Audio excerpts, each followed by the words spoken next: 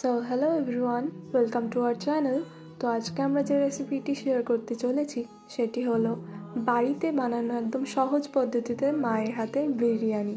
তো বিরিয়ানি বানানোর জন্য সবথেকে মেন ইনগ্রিডিয়েন্ট যেটা বাসমতি চাল, আমাদেরকে সেটা কিছুক্ষণ আগেই ভিজিয়ে রাখতে হবে এবং ঠিক সেই সময়ে আরেকদিকে আমাদের এক হাঁড়ি মতো জল ফোটানোর জন্য বসিয়ে দিতে হবে এবং সেই জলের মধ্যে একটুখানি সাদা তেল, গোটা গরম মশলাও দিয়ে দিতে হবে। গোটা গরম মশলার মধ্যে যেগুলো পড়ে জায়ফল, জয়িত্রী, এলাচ, লবঙ্গ, দারচিনি।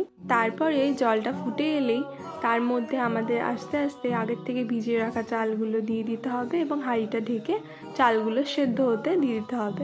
তো এর মধ্যে অলরেডি আমার মায়ের ভাত বানানো রেডি, কিন্তু মাথায় রাখতে হবে চালটি যেন 80%ই সেদ্ধ হয়, তার বেশি যেন সেদ্ধ না হয়। তো এরপরেই আমার মা, যেটা বিরিয়ানির সব থেকে মেন স্টেপ, বিরিয়ানি লেয়ারিং, সেটা করে নিচ্ছে। তো লেয়ারিংয়ের জন্য আমার মা সব থেকে প্রথমে একটা হাঁড়ির মধ্যে কিছুটা পরিমাণ বাসমতি রাইস দিয়ে নিল।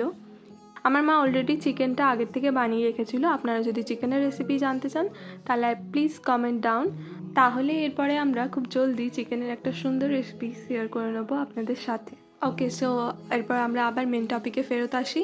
তো রাইসের লেয়ারের পরে আমার মা 2-4টে আলু, 2-4টে চিকেন এবং কিছুটা চিকেনের গ্রেভি দিয়ে রাইসের আরেকটা লেয়ারিং করে নিচ্ছে এবং সেই রাইসের লেয়ারের উপরে 2-4টে আলু, 2-4টে চিকেন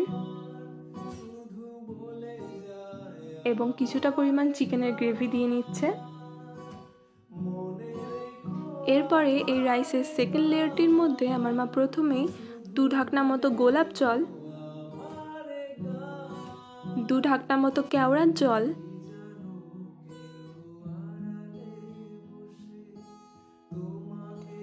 এবং কিছুটা পরিমাণে মিঠা আতর আর তার সঙ্গে কিছুটা পরিমাণে বিরিয়ানি মশলা দিয়ে নিচ্ছে। এরপরে আমার মা রাইসের আরেকটা লেয়ার করে নিচ্ছে এবং রাইসের এই লেয়ারটির মধ্যে আবার দিয়ে নিচ্ছে মা 2 ঢাকনা মতো গোলাপ জল, 2 ঢাকনা মতো কেওড়ার জল, কিছুটা পরিমাণে মিঠা আতর এবং কিছুটা পরিমাণে বিরিয়ানি মশলা। এরপরে হাঁড়ির ঢাকা বন্ধ করে দিয়ে বিরিয়ানিটিকে ভাপে দিতে হবে মোটামুটি 15 থেকে 20 মিনিটের মতো। তারপরে 15-20 মিনিট ভাপে বসানো কমপ্লিট হয়ে গেলেই বিরিয়ানির হাঁড়িটিকে খুব ভালো করে ঝাঁকিয়ে পুরো বিরিয়ানিটাকে ভালোভাবে সব কিছুর সাথে মিশিয়ে সুন্দর